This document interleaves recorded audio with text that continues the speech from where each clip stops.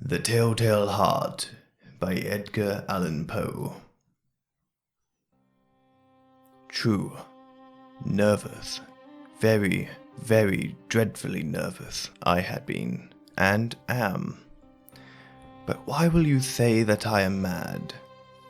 The disease had sharpened my senses, not destroyed, not dulled them. Above all was the sense of hearing, acute. I heard many things in heaven and in the earth. I heard many things in hell. How then am I mad? Hearken and observe how healthily, how calmly I can tell you the whole story. It is impossible to say how first the idea entered my brain, but once conceived, it haunted me day and night. Object, there was none. Passion, there was none. I loved the old man. He had never wronged me. He had never given me insult. For his gold I had no desire. I think it was his eye. Yes, that was it. One of his eyes resembled that of a vulture. A paled blue eye, with a film over it.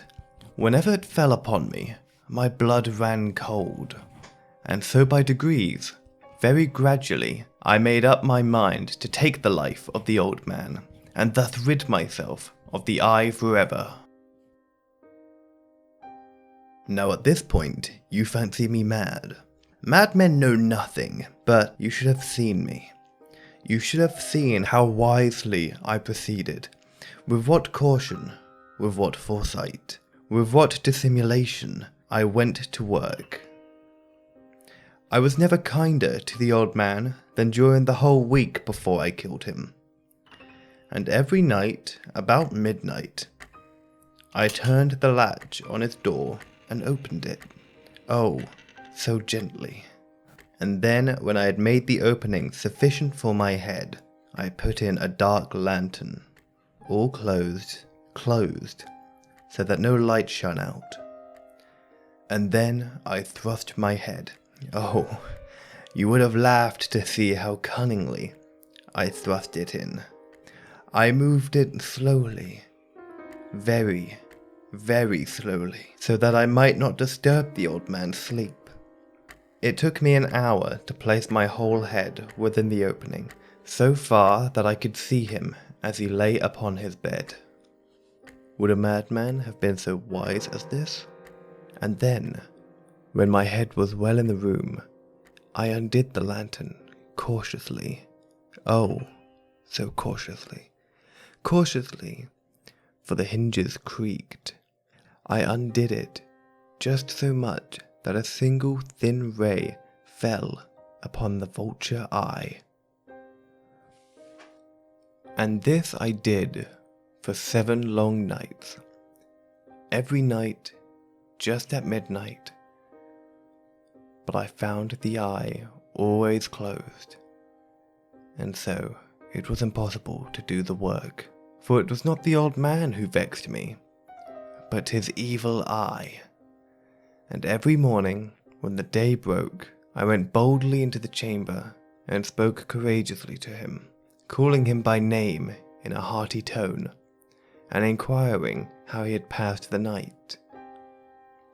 So you see, he would have been a very profound old man indeed, to suspect that every night, just at 12, I looked upon him while he slept. Upon the 8th night, I was more than usually cautious in opening the door. A watch's minute hand moved more quickly than I did. Never before that night had I felt the extent of my own powers, of my sagacity. I could scarcely contain my feelings of triumph. To think that there I was, opening the door, little by little, and he not even dream of my secret deeds or thoughts. I fairly chuckled at the idea, and perhaps he heard me, for he moved in the bed suddenly, as if startled. Now, you may think that I drew back, but no. His room was as black as pitch, with the thick darkness, for the shutters were closed, fastened through fear of robbers. And so I knew that he could not see the opening in the door, and I kept pushing it on steadily. I had my head in and was about to open the lantern when my thumb slipped upon the tin fastening. And when the old man sprang up in bed, crying out, "Who there?" I kept quiet, still, and said nothing. For a whole hour I did not move a muscle, and in the meantime I did not hear him lie down. He was still sitting up, in the bed, listening, just as I had done, night after night, hearkening to the death watches in the wall. Presently I heard a slight groan, and I knew it was the groan of mortal terror. It was not the groan of pain or of grief. Oh no, it was the low, stifled sound that arises from the bottom of the soul when overcharged in awe. I knew this sound well. Many a night, just at midnight, when all the world slept, it hath welled up from my own bosom, deepening with its dreadful echo the terrors that distracted me. I say I knew it well. I know what the old man felt, and pitied him. Although I chuckled at heart, I knew that he had been lying awake ever since the first slight of noise. When he had turned in the bed, his fears had been ever since growing upon him. He had been trying to fancy them causeless, but could not. He had been saying to himself, "It is nothing but the wind in the chimney. It is only a mouse across the floor. It is merely a cricket which has made a single chirp." Yes, he has been trying to comfort himself with these suppositions. But he had found all in vain. All in vain, because death is approaching him, had stalked with his black shadow before him and enveloped the victim. And it was the mournful influence of the unperceived shadow that caused him to feel, although he never saw nor heard, to feel the presence of my head within the room. When I had waited a long time, very patiently, without hearing him lie down, I resolved to open a little, a very, very little crevice in the lantern. So I opened it. You cannot imagine how stealthily, until the length of a single dim ray, like the thread of a spider, shot out of the crevice and full upon the vulture eye. It was open, wide open, and I grew furious as I gazed upon it. I saw it with perfect distinctness, all a dull blue, with a hideous veil over it that chilled the very marrow of my bones. But I could not see anything else of the old man's face or person, for I had directed the ray as if by instinct, precisely upon the damned spot.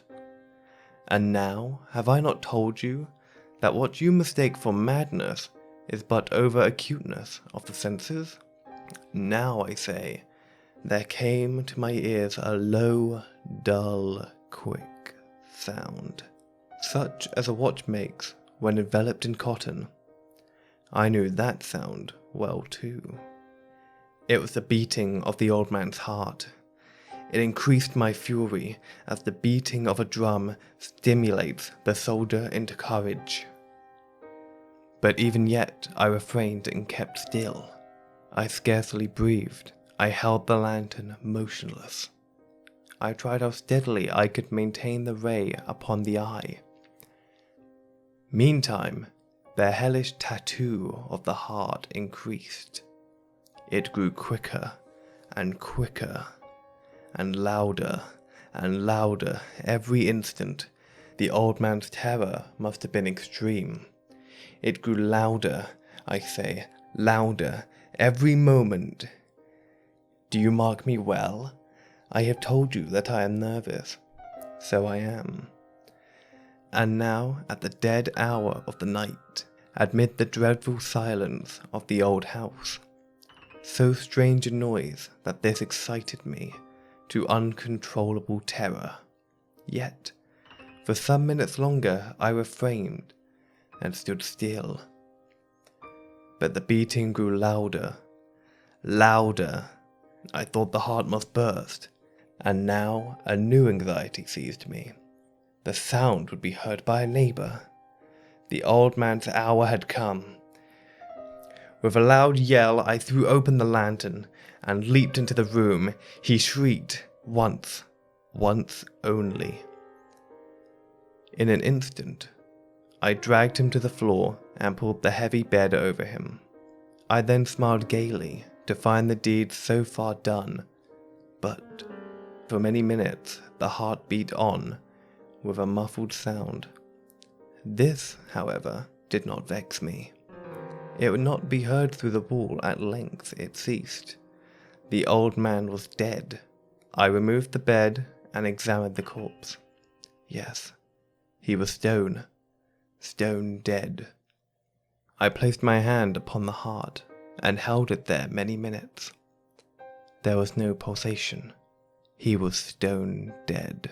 His eye would trouble me no more. If you still think me mad, you will think so no longer when I describe the wise precautions I took for concealment of the body. The night waned, and I worked hastily but in silence. First of all, I dismembered the corpse. I cut off the head, and the arms, and the legs. I then took up 3 planks from the flooring of the chamber and deposited all between the scantlings. I then replaced the boards so cleverly, so cunningly, that no human eye, not even his, could have detected anything wrong. There was nothing to wash out, no stain of any kind, no blood spot whatsoever. I had been too wary for that. A tub had caught all. When I had made an end of all these labours, it was 4 o'clock. Still, dark as midnight. As the bell sounded the hour, there came a knocking at the street door. I went down to open it with a light heart, for what had I now to fear? There entered 3 men who introduced themselves with perfect suavity as officers of the police. A shriek had been heard by a neighbour during the night. Suspicion of foul play had been aroused. Information had been lodged at the police office, and they, the officers, had been deputed to search the premises. I smiled, for what had I to fear? I bade the gentleman welcome. The shriek, I said, was my own in a dream. The old man, I mentioned, was absent in the country. I took my visitors all over the house. I bade them search well. I led them at length to his chambers. I showed them his treasures, secure, undisrupted. In the enthusiasm of my confidence, I brought chairs into the room and desired them here to rest from their fatigues, while I myself, in the wild audacity of my perfect triumph, placed my own seat upon the very spot which reposed the corpse of the victim. The officers were satisfied. My manner had convinced them. I was singularly at ease. They sat, and while I answered cheerily, they chatted of familiar things. But ere long, I felt myself getting pale and wished them gone. My head ached, and I fancied a ringing in my ears. But still they sat and still chatted. The ringing became more distinct. It continued and became more distinct. I talked more freely to get rid of the feeling, but it continued and gained definitiveness, until, at length, I found that the noise was not within my ears. No doubt, I now grew very pale, but I talked more fluently, and with heightened voice. Yet, the sound increased, and what could I do?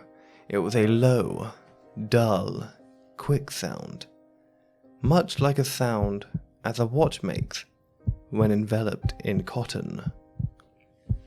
I gasped for breath, and yet the officers heard it not.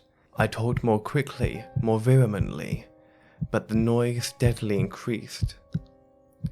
I arose and argued about trifles in a high key with the violent gesticulations, but the noise steadily increased. Why would they not be gone? I paced the floor to and fro with heavy strides, as if excited to fury the observation of the men. But the noise steadily increased. Oh God, what could I do? I foamed, I raved, I swore. I swung the chair upon which I had been sitting and grated it upon the boards, but the noise arose over all and continuously increased. It grew louder, louder, louder, louder, louder, louder, but still the men chatted pleasantly and smiled. Was it possible they heard not? Almighty God, no, they heard. They suspected. They knew. They were making a mockery of my horror. This I thought, and this I think. But anything was better than this agony. Anything was more tolerable than this derision. I could bear those hypocritical smiles no longer. I felt that I must scream or die. And now, again, hark, louder, louder, louder, louder. Villains, I shrieked. Dissemble no more. I admit to the deed. Tear up the planks. Here is the beating of his hideous heart.